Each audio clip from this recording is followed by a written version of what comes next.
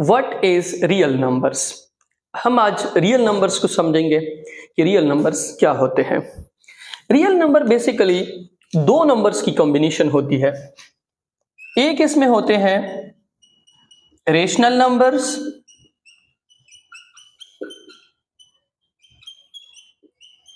और second number पे इस पे हमारे पास होते हैं इर्रेशनल नंबर्स।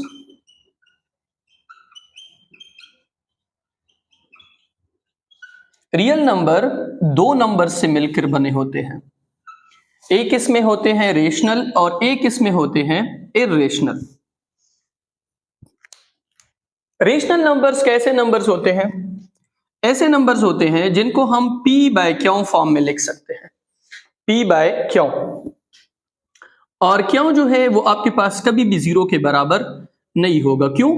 क्योंकि अगर मैं क्यों को जीरो के बराबर कर लूं तो ये जो वैल्यू है something divided by zero is equal to infinity, तो ये क्या बन जाता है? इन्फिनिटी।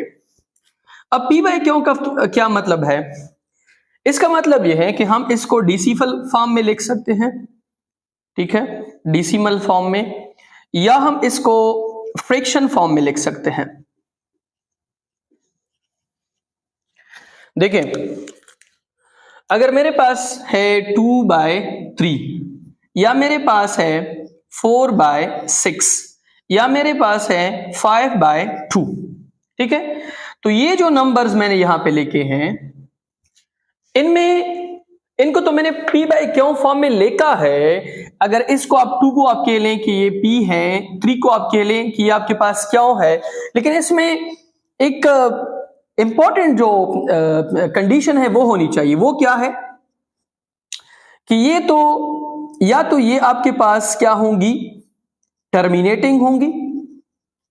मतलब कि अगर मैं क्या करूं कि 2 को 3 पे डिवाइड कर लूं तो यहां पे क्या लगाएं? इशारिया।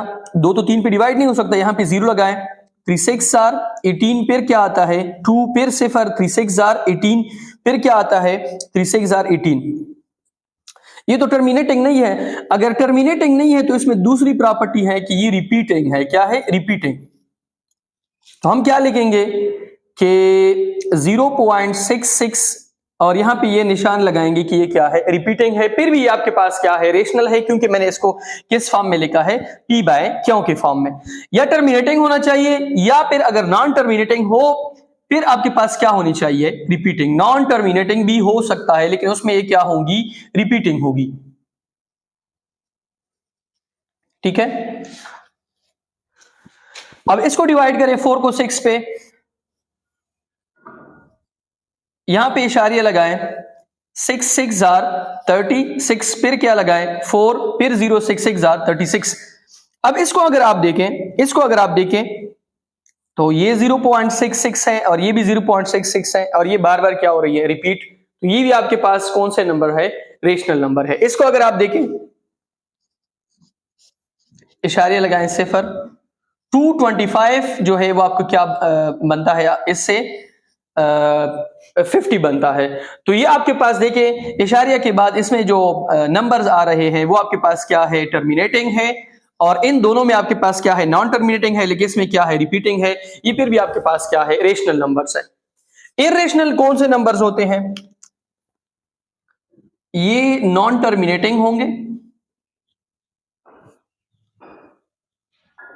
और इसके अलावा ये नॉन रिपीटिंग होंगे, ठीक है। Non terminating and non repeating.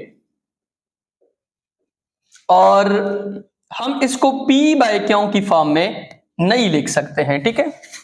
अब इसकी मिसाल क्या है? देखिए, √2 इसको आप नहीं लिख सकते हैं, √3 इसको आप नहीं लिख सकते हैं, √5 इसको आप नहीं लिख सकते हैं, √7 इसको आप नहीं लिख सकते हैं p बाय क्यों फॉर्म में। या फर्ज करें आपके पास इस तरह है 1.10 100 100 1 इस तरह। ये देखिए ये रिपीट हो रहे हैं, नॉन टर्मिनेटिंग भी है, लेकिन इसमें इस तरह की रिपीटिशन नहीं है कि डिजिट्स जो है वो एक मखसूस पैटर्न में रिपीट हो रहे हो। जैसे आपके पास ये है, रिपीटिशन का मतलब ये है कि 0.666 या 0.232323 इस तरह की रिपीटिशन अगर ना हो तो ये आपके पास इर्रेशनल है।